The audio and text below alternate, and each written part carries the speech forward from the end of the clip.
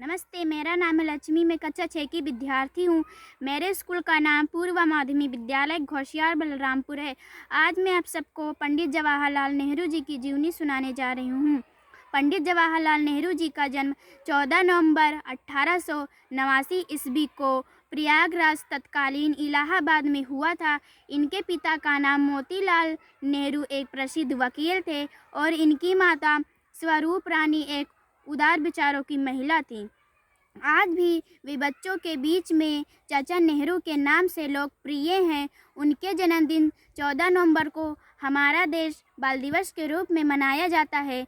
नेहरू जी की आरंभिक शिक्षा उनके घर पर हुई और वे अपने शिक्षकों को एक एफटी ब्रह्म संधि में रहकर उन्होंने अंग्रेजी और विज्ञान का ज्ञान प्राप्त किया था। वहीं मुंशी मुबारक अली ने इनके मन में इतिहास और स्वतंत्रता संग्राम के प्रति जिज्ञासा पैदा कर दी। यही कारण है कि वे बचपन से उनके मन में दास्ता के प्रति विरोध की भावना भर उठी। उच्च शिक्षा प्राप्त करने के लिए नेहरू जी को विलायत इंग्लैंड भेजा गया। वहां रहकर इन्होंने अनेक विषयों की पुस्तकों का गहन अध्ययन किया। विलायत की शिक्षा पूरा करने के बाद वे भारत लौट आए और इलाहाबाद उच्च न्यायालय में वकालत करने लगे। वकालत में उनका मन न लगा। उनका मन तो देश को स्वतंत्र कराने की इच्छा बलवती हो रही थी। इसी समय उनकी भेंट महात्मा गांधी जी से हुई। उस मुलाकात ने इनके जीवन धारा को ही बदल दी।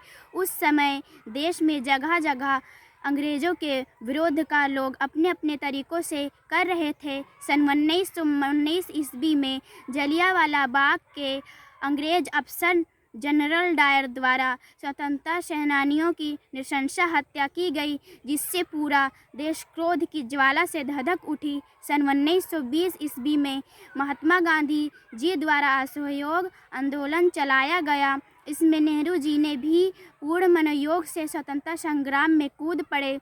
सन 1921 ईस्वी में इंग्लैंड के राजकुमार प्रिंस ऑफ वेल्स के भारत आने पर अंग्रेज़ों के शासक द्वारा राजकुमार के स्वागत का व्यापक स्तर पर विरोध किया गया।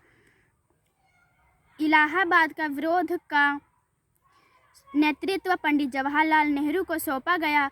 उस समय उनके साथ उनके पिता मोतीलाल नेहरू भी थे। दोनों को गिरफ्तार कर लिया गया। नेहरू जी की यह प्रथम जेल यात्रा थी। उसके बाद उन्हें 9 बार जेल यात्रा करनी पड़ी, किंतु वे विचलित नहीं हुए।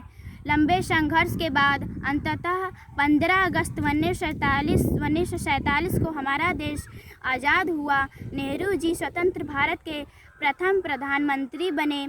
नेहरू जी ने अपने जीवन का प्रत्येक क्षण देश की सेवा में लगाए और स्वतंत्रता संग्राम के लिए लड़े और देश को विज्ञान के तकनीक के क्षेत्र में समर्थ बनाया। 75 वर्ष की आयु में 27 मई 1964 को अस्वस्थ होने कारण इनकी मृत्यु हो गई। धन्यवाद।